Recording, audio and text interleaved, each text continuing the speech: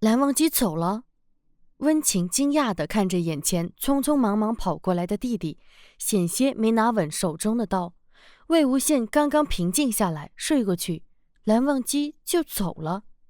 温情的脑子里顿时飘过一连串渣男、负心汉、趁机跑路，好你个浓眉大眼的蓝忘机！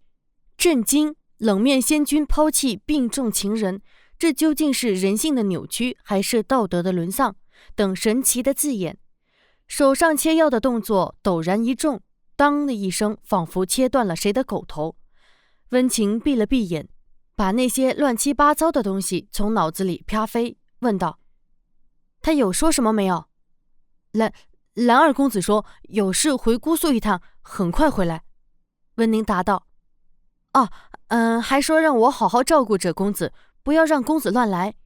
温情心中的熊熊怒火归于平静，继续切药。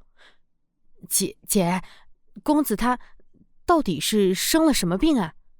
温宁睁着漆黑的瞳，这样太痛苦了。我也不知道。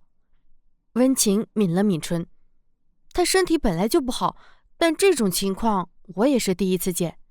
魏无羡的身体根本诊不出有什么病，可那疼痛确实一日一日地折磨着他，叫他难受至极。即使是岐山第一的医师妙手温情，竟也无能为力。我只能一碗一碗给他煎调养身体的药，却无法治好他。温情拢起切好的药材，放到小壶里，微微垂眸。他手上救人无数，却偏偏在这时候如此无力。魏无羡的路怎么就这么难走呢？温宁站在一旁，难过的低下了头。伏魔洞里，魏无羡躺在石床上安稳地睡着，手里是一截断掉的衣袖。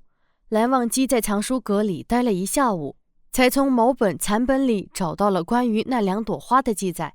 2生花，一红一白，红为子花，白为母花，自尸山血海处生长而出，乃千年一出之灵花。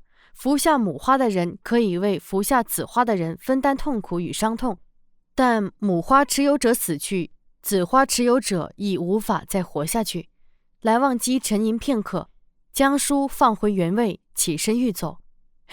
忘机，不是才回来，怎么又要走？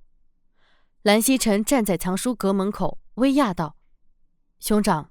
蓝忘机微微行礼，为因病重，忘机不敢多做停留。蓝曦臣是知道蓝忘机的感情的，见他这样，轻叹一声：忘机啊，魏公子的事，江家那边知道吗？只知他生病，不知他病重。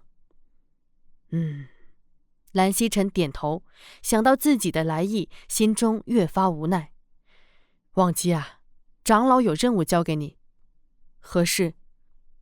妖兽出事，4大家族联合出人讨伐。何时？现在准备启程，正好。蓝忘机身形一顿。忘机啊，蓝曦臣观他表情，知他所想，忙道：你离家多日未归，长老那边已是颇有微词，多有不满。这次任务要是再推脱，恐怕他们对魏公子……忘机即刻出发。蓝忘机垂眸应下，他这一去就是3天。魏无羡手里捧着个灯笼，开口问道：怎么样，没拼错吧？没。青衣少女道：挺好看的。真的好看？真的真的。成鱼少女道：比外面挂着的好看多了。是吗？魏无羡翻来覆去地转着手里的灯笼。你们可得帮我看着点，别让我画到布外面去了。你哪里会犯这种错误啊？对，就从这里开始。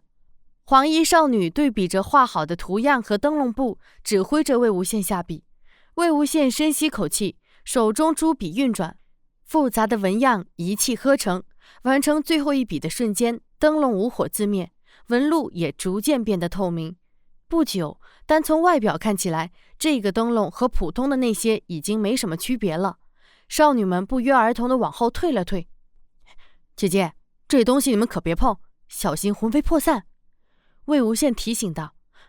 肯定的，肯定的，我们可惜命呢。少女们齐齐一抖，又往后缩了缩。你这是要做几个？燕生把调好的朱砂送到魏无羡手边，帮他手中朱笔重新添上墨。多些。也不多，够把外面那些全换下来就行。魏无羡拿起一个木条。全部？那可有20多个。橙衣少女瞪大了眼。你现在哪还经得起这么折腾？黄衣少女皱着眉，有些后悔教她做灯笼了。